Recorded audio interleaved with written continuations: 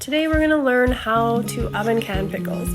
First, you're going to want to sterilize your jars and your lids. I like to put my jars in the oven for about 45 minutes at 250 degrees Fahrenheit. Once your lids are done boiling, you can take them out to dry on the counter. You can do the same for your jars. Bring them out on the counter, let them cool down while you prepare your vegetables. I'm going to do cucumbers, carrots, and pickled eggs.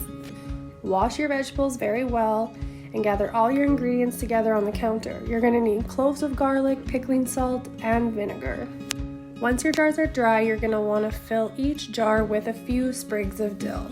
I like to use fresh dill from your garden, but you can use stuff from the grocery store as well.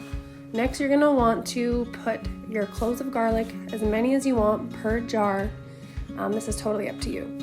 I like to put a few extra chili peppers in a few jars just because I like spicy pickles. Again, that's up to you.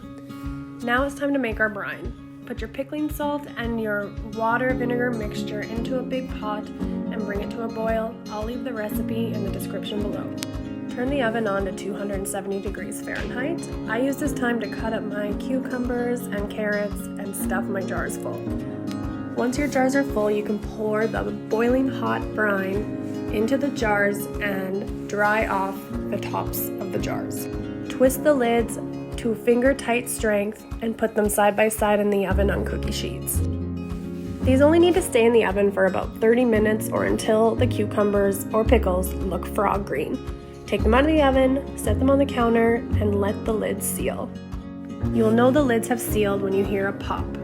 And that's how you make pickles in the oven. Thanks for watching.